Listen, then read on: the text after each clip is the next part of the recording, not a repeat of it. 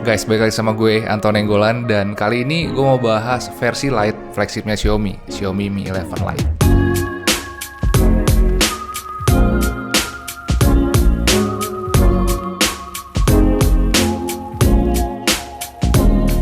Gue penasaran dengan HP ini, soalnya selain dia versi Lite dari flagshipnya Xiaomi, harganya juga ternyata nggak terlalu mahal ya. Harganya itu ada di kisaran Redmi Note 10 Pro dan juga Poco X3 Pro, soalnya harganya sekitar 3 jutaan juga. By the way, yang gue beli ini adalah versi RAM 6GB dan ROM 68GB, dan gue pilih yang warna bubblegum blue karena gue pengen coba yang warna biru guys, soalnya selama ini kan pakainya yang warna hitam terus. Terus di dalam boxnya itu ada case, ada USB Type-C to jack audio converter, ada charger 33W dan kabel USB Type-C. Jadi ya, isinya sih sama persis dengan Mi 11, bahkan ada dongle-nya juga di sini. Dan ya, gue udah pakai HP ini selama seharian lebih guys. Gue udah masukin SIM card gue, udah install aplikasi dan coba main-main dengan kameranya juga. Dan selama seharian pakai HP ini, satu hal yang paling berkesan dari HP ini adalah bodinya. Menurut gue, ini HP Xiaomi yang paling seru bodinya tahun ini. Kalau kalian suka nonton channel ini, kalian pasti tau lah kalau gue nggak pernah ngefans sama body Redmi dan Poco, soalnya selama ini body mereka itu selalu bongsor dan nggak ada yang wah-wah banget dari desainnya. Tapi pas lihat yang satu ini, gue langsung pengen pakai sih, soalnya dia punya kriteria mutlak jadi daily driver gue, yaitu tipis dan enteng. Yes, kalian nggak salah denger guys, akhirnya mereka buat HP 3 jutaan yang bodinya super tipis. Padahal selama ini mereka kayaknya nggak terlalu peduli dengan dimensi bodi ya. Yang penting speknya kenceng, harganya murah, kalau bodi mah bisa dinyaman-nyamanin aja. Saking tipisnya HP ini ngebuat semua HP 3 jutaan gue terasa bongsor. Soalnya beratnya cuma 157 gram dan ketebalannya cuma 6,8 mm. Itu jauh lebih kecil dibandingkan dengan Realme 8 yang sebelumnya pegang rekor sebagai HP tertipis 3 jutaan tahun ini. Bahkan ini lebih tipis dan lebih enteng dari Mi 11 itu sendiri, jadi keren banget. Oh ya, selain itu ada 3 hal dari bodinya yang mirip dengan Xiaomi Mi 11. Yang pertama, back covernya punya desain dan feel yang mirip banget.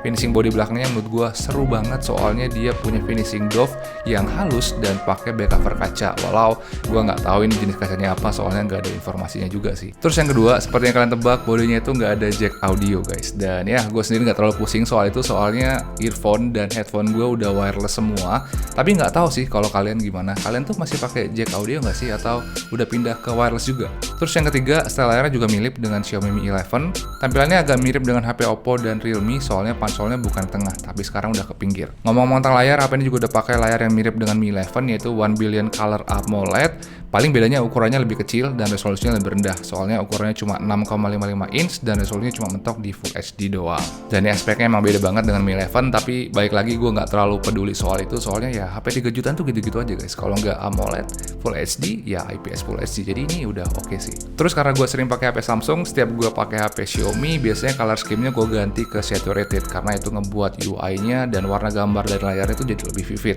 Gue nggak terlalu suka mode lain, soalnya yang auto kadang ngebuat warna jadi kebiruan, sedangkan yang original color warnanya itu agak warm atau agak kuning. Makanya biasanya gue selalu stay di saturated aja. Oh ya, sama kayak HP Xiaomi yang lain, layarnya juga udah high refresh rate guys, cuman di sini high refresh rate-nya sedikit lebih kecil. Kalau yang biasanya mereka pakai yang 120 Hz, sedangkan yang ini pakainya 90 Hz doang. Gue nggak tahu alasan pastinya kenapa mereka pakai layar 90 Hz, tapi kalau disuruh tebak, mungkin karena AMOLED 1 billion color yang 120 Hz itu harganya nggak masuk budget. Atau bisa juga karena mereka pengen ngirit baterai, soalnya itu penting juga, soalnya kapasitas baterai HP ini beda banget dari saudara-saudaranya. Kalau dibandingkan Redmi dan Poco yang baterainya 5000-an ke atas, HP ini baterainya agak mirip dengan Xiaomi Mi 11, soalnya kapasitasnya itu masih 4000-an, yaitu 4250. Kalau dari tema HP-nya sih gue ngerti kenapa mereka pakai baterai 4000-an mAh, soalnya itu ngebuat bodinya makin slim.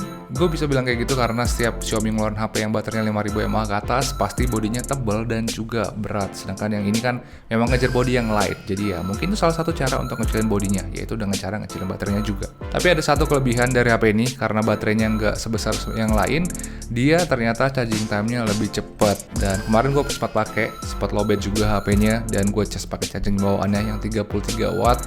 Ternyata charging time-nya cepet guys, cuma 72 menit dari 5% ke 100%. Dan itu udah luar biasa cepet sih. Ya memang masih belum secepat Realme 8, tapi bisa mendekati aja, menurut gue udah bagus banget. Soalnya HP Realme yang serius itu memang charging time-nya kadang suka di luar nalar, soalnya mereka cepet banget. Dan untuk speknya sendiri, seperti yang tadi gue bilang, gue gue pakai yang RAM 6GB, ROM 68GB, terus dia juga pakai prosesor Snapdragon 732G dan MIUI 12.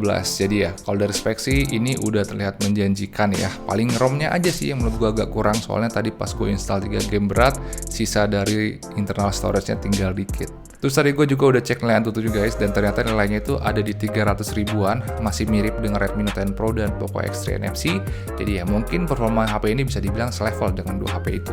Gue juga udah install game-game seperti Genshin Impact, Mobile Legends, dan PUBG Mobile. Dan grafiknya, kalau main PUBG dia bisa main settingan grafis Smooth Ultra, terus kalau main Mobile Legends dia bisa main di grafis Ultra High Refresh Rate juga. Dan ya ini menarik sih. Dan ya kalau dari speknya sih HP ini udah terhitung seru untuk HP 3 jutaan, dan prediksi gue juga performanya bakalan bagus. Soalnya gue udah sering nyobain HP yang speknya sama dan performa mereka bagus-bagus semua. Terus untuk kameranya sendiri sama kayak Mi 11 dia pakai 3 kamera. Jadi dia pakai kamera utama 64 megapiksel, terus dia pakai kamera ultra wide 8 megapiksel dan kamera makro 5 megapiksel. Terus maksimalnya dia bisa nge-record sampai 4K 30 fps untuk videonya. Dan tadi gue juga udah cobain kameranya guys sedikit-sedikit, dan dari situ ada dua hal yang menurut gue menarik perhatian gue. Yang pertama itu pas dia record 4K, ternyata image stabilization-nya itu aktif dan videonya jadi stabil banget, contohnya kayak gini.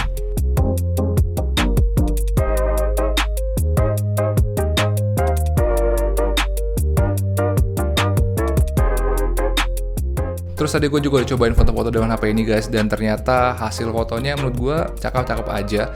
Paling ada sedikit yang aneh sih, jadi kalau kita pindah dari 1 kali zoom ke 2 kali zoom, warnanya itu berubah yang di 2 kali zoom. Warnanya itu lebih suram kalau dibandingkan dengan yang 1 kali zoom.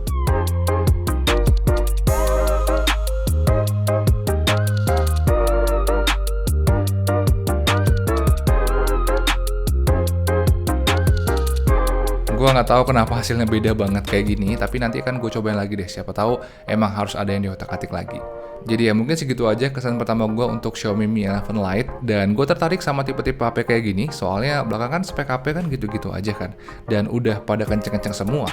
Jadi kadang kita butuh sih tipe-tipe HP kayak gini biar nggak terlalu terasa boring. Rencananya sih gue bakal pakai HP ini selama beberapa hari ke depan, jadi kalau kalian ada pertanyaan langsung aja tulis di kolom komentar di bawah, biar nanti akan gue bahas di video full reviewnya. Dan kalau kalian suka dengan video kayak gini, jangan lupa mencet like, dan jangan lupa juga hidupin lonceng notifikasinya biar kita bisa ketemu lagi di video-video berikutnya. Makasih udah nonton guys, ciao.